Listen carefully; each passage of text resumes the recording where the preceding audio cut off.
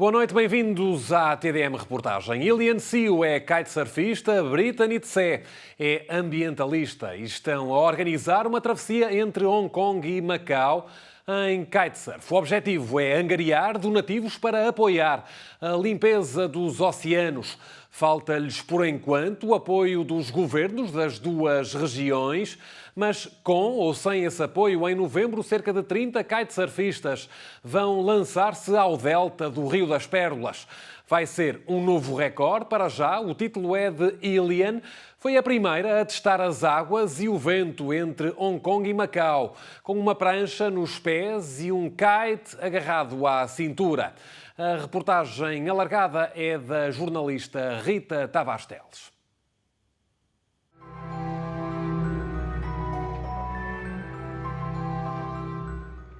I first had this idea probably around early October last year. It took me about 6 months to be ready for my first trial test crossing. When that day finally came, I was definitely excited. But I'm putting it I'm blending it like kite surfing Hong Kong to Macau, like for ocean.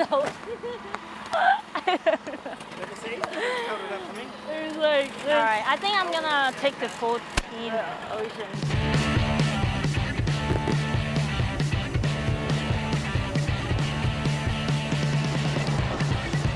My gosh. I'm 44.5 kilograms for the past 17 years, I believe. And here I am kite surfing with my 40 meters kite all the way from Hong Kong to Macau. I could actually use a smaller kite on this trip. Okay.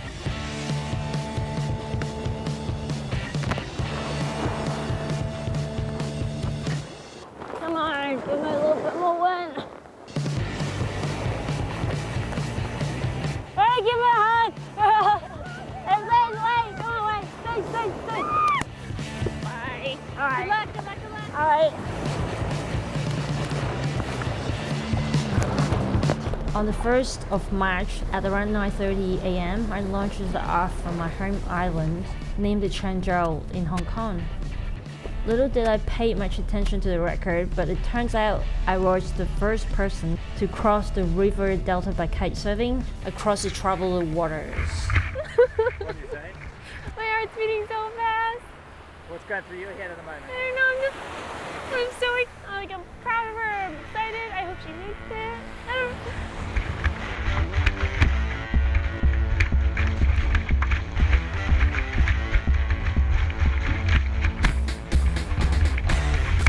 Oh yeah!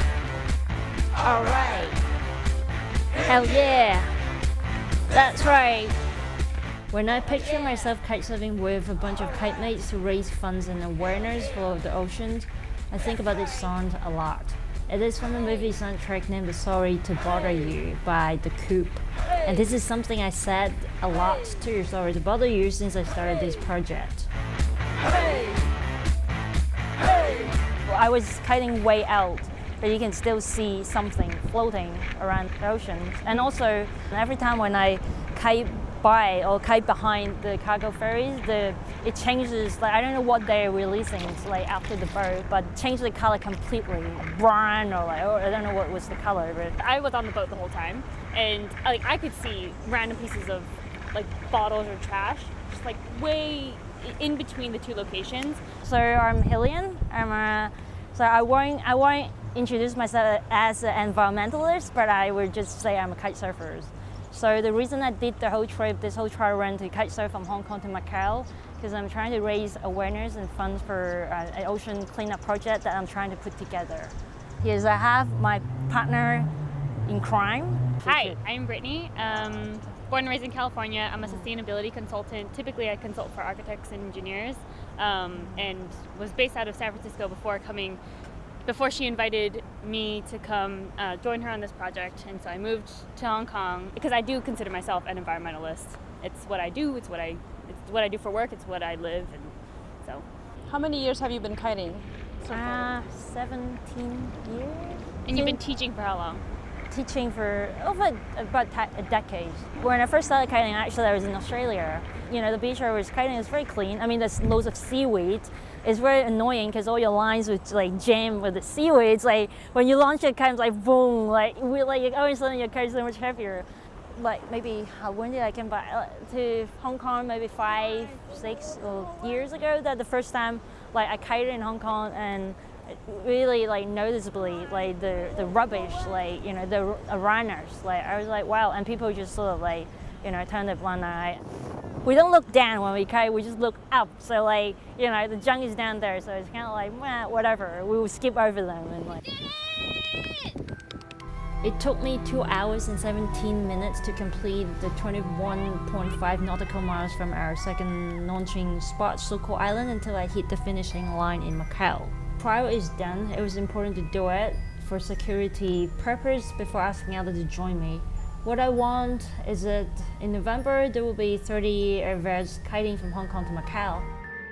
The date, not quite yet, but it will be because the wind condition is a bit difficult to fix a day. But we're trying to give it a bit of grace period of 2 weeks, 2 weekends in November, so that we'll have to decide a bit later. So each participant, they're gonna fundraise for themselves. So that will goes into not to the event, but actually to the cost that we're gonna like donate to the cost like entirely. That's the purpose. Richard Branson, he is like a big like environmentalist, and he's a huge kite surfer fan. So you're gonna try to reach him? Oh, totally! I'll definitely try to reach him. And then we can get his airplanes in the background. Yeah, Virgin. I don't know if you've seen the photo. There's a Philippine airline. Oh, yeah, the Philippine. Photoshop with Photoshop. At the moment, I was entirely just like out of my own pocket. Because you like solving problems. I was inspired by this young Dutch inventor, Boyan Slat, who had just launched his first ocean cleanup system 001 in the Great Pacific Garbage Patch, the world's largest accumulation zone of ocean plastic, halfway between Hawaii and California. It's basically a 600 meters long floater and attaches to its 3 meters deep skirt built to capture the plastic. He aims to clean up half of that garbage patch in just 5 years if they could get 60 of these systems in the water. Once they get to every ocean, he believes the ocean cleanup projects will be able to remove 90% of ocean plastic by 2040. I was sure whatever money I would collect, it would go to this. Then I've changed my mind. We realized that, well, maybe they are not, they don't need our money. It would be a relatively smaller fund that she would be raising. So, to give it to a more local like startup or a young it makes a difference, right? Entrepreneur. It makes a difference. Oh yeah, exactly. Yeah, and make a bigger impact to our final beneficiaries. And there's so many people out there who have new inventions and they just need funding. There's an 11-year-old who went on vacation with his family and found that the water, a big part of his life, and it brought him a lot of happiness. And the fact that a lot of areas of the world don't have good water, like such as the water around us, his startup basically is to allow a little testing mechanism that is accessible to everyone. So like $1 or less. And there's a lot of effort right now to gather data that folks can collect can go to a grander database to see where are the most polluted waters and where is it safe for humans to go, and if it's not safe, why is it not safe, where's the source. There's a lot of that kind of efforts. It seems like the world is kind of stuck in its old ways, and it's the young people that are coming forward and doing it themselves. All over the world.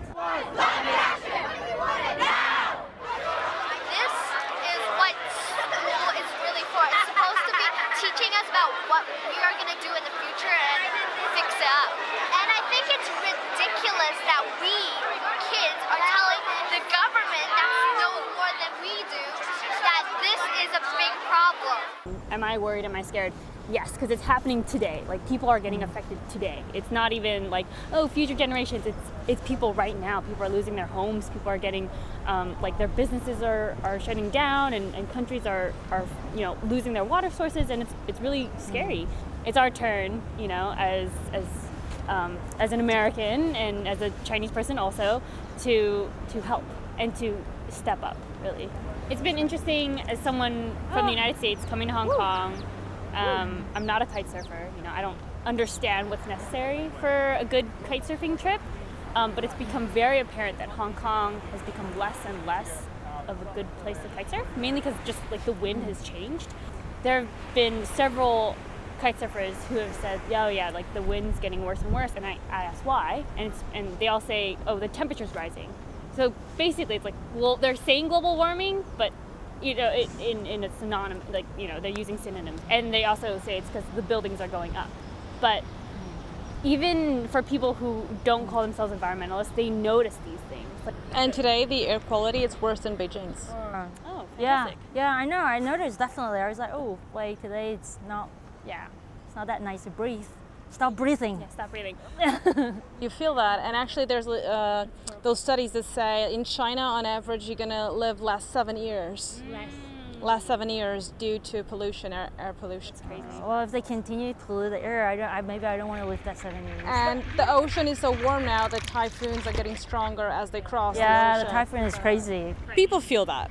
Or People they feel that. feel And that, but they, like it takes a people who while live for on the them to islands. understand, like, to associate that with what they're doing to the whole climate changing to spread. I mean, like just today when we were in the Senado Squares and we were buying the bubble drinks, and there's the $1 plastic bag. It says full implementation by July 2018, where you have to pay For a plastic bag. And then right next to that sign, there's a sign on how to drink the drink or whatever, and it says, like, use this plastic blade given to you and cut the plastic top. Oh, yeah.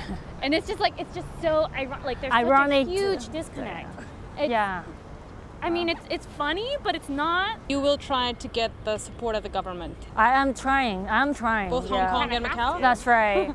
have to. I hope that they will be, they will be supporting the event, so we could, not just us doing it, like, making this effort, but like the government will be like backing us up, say, hey, yeah, we love what you're doing, and then we will, whatever you need, the custom immigrations, and we will help you to fulfill this whole event. Like, that's in the ideal world, but yeah, so we hope that we're working on it. And in fact, in Macau, that was what I was trying to find, like, if individual NGOs, environmental groups, it was a little difficult to find.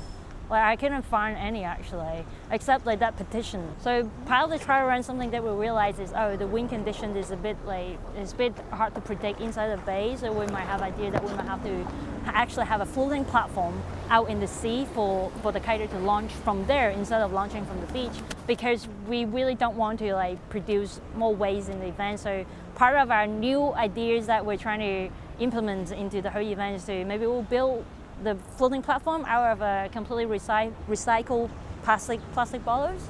I will be the one on the platform, like, telling people to go a certain direction. That's not fair. That's an ultra important role. Thank you. We want to utilize all the waste we produce and turn it into useful resources for us in the event.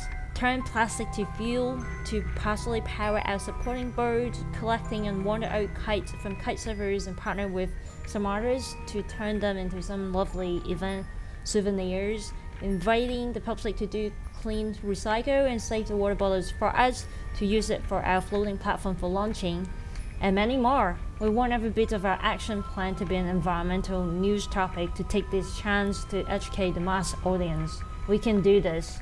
I'm looking at 2 young women in a huge event. There's more people doing this, or it's just the 2 of you? I mean, at the moment, I have to say, just to be fair, a lot of people have been like very supportive and very encouraging, and like, It's you too. yeah, like trying to solve these puzzles of, how are we gonna do it, because nobody has ever done it. There's like in Europe, like people did that, and even Richard Branson himself, he actually do an annual, but it just in our regions never heard of. So now that the trial has been completed, now we can have a solid thing to say, hey, can you join this thing that has been successfully done? So now they know you for real. Yeah, exactly, and it makes total sense. It's a thing that's never been done. I used to just teach kiting for a living. It was a lifestyle, but got to move on at some point. Filmmaking is my other passions, and I'm lucky enough to have my life revolve around the two. I'm an independent producer. I operate mostly in the branded content sectors for various broadcasting stations such as BBC, CNN, and whatnot. I'm very much a believer in the power of media. I'm also making a documentary alongside this project. This is not going to be a quote-unquote environmental film, but rather a relatable piece that explores humanity. So we're in it right now.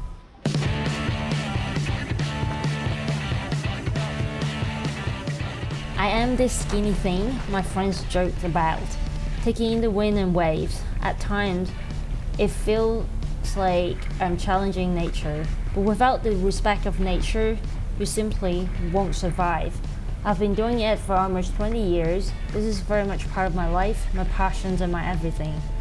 And I simply want to use this to play my small part for the betterment of the oceans.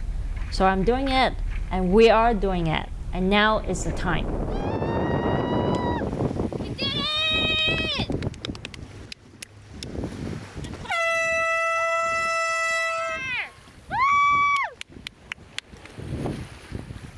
I'm so happy for her. Oh my god. We did it and crossed the finishing line roughly 2 kilometers offshore from Hassa Beach. It's an illusion that helps things make sense.